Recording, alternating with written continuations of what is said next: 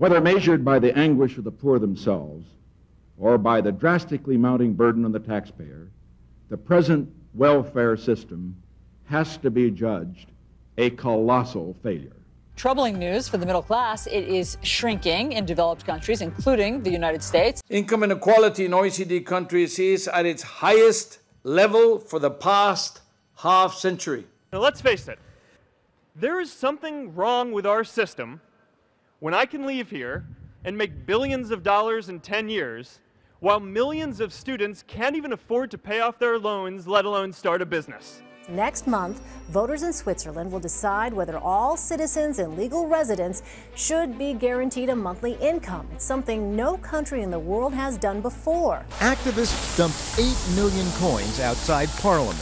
To make a point about income inequality and to catalyze support for what sounds like a radical idea. Mit der Fuhre soll symbolisch gezeigt werden, dass ausreichend Geld für das bedingungslose Grundeinkommen vorhanden wäre. When the Swiss can vote for the basic income in 2016, I hear about this idea for the very first time. In a blink of an eye, I can imagine a new reality. No existential fear anymore, less stress, and all the energy and innovation that could be unleashed, even to stop climate change. Until the age of 27, I thought a good life means working full-time, earning as much money as possible, and saving for the old age. I was born in 1978 in Switzerland. As a child, I probably wasn't aware of how lucky I was. Like my parents, I did an apprenticeship, me as a sign painter. By the time I finished my apprenticeship, machines already largely replaced me. In 2001, I started to work for Swissair as a flight attendant. Maybe not the best idea though, because the airline got bankrupt the same year. They called it mismanagement.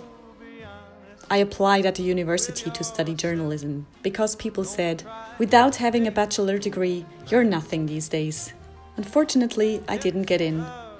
So, no job, no education, and above all, my relationship fell apart. Though, thanks to the mindset I have nothing left to lose anymore, I got a job in television as an editor for Big Brother. Das ist Big Brother, das Dorf. It was a crazy time and very educational. And above all, I discovered my passion, storytelling with moving pictures. The only problem? I didn't have time for it because of my full-time job at the time. Shortly after, my dad called and told me that he got diagnosed with incurable cancer, only 1 year after his retirement. This definitely made me question the way we work and live today.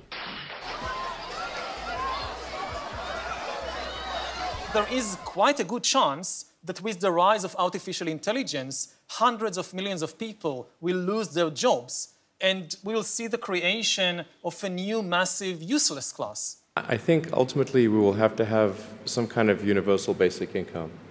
I don't think we're going to have a choice.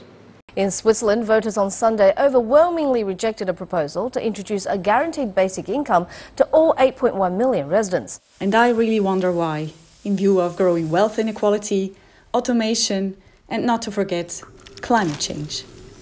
If you look at the global emissions, they are still going up. It started to increase again, and it doesn't look too good. Why don't we change? I decide to test the basic income in a Swiss village. I find a team that works for free, we find a village, and we gather the inhabitants together to explain our project. Ist es plus minus verständlich? Was ist nicht verständlich? Ich habe sie gerade gesehen.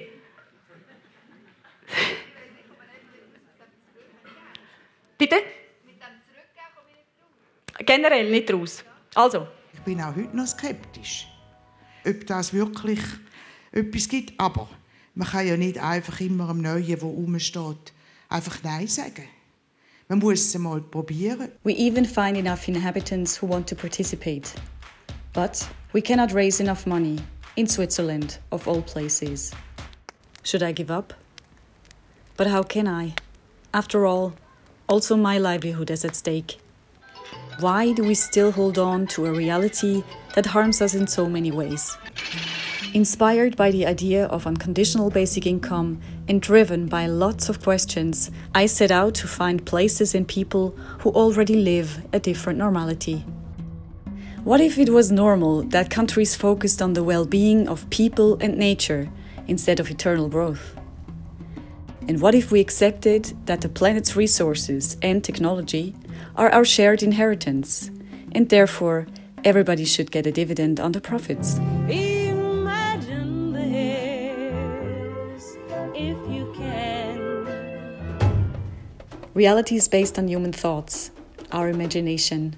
So the question is, what future do we want? And who do we want to be?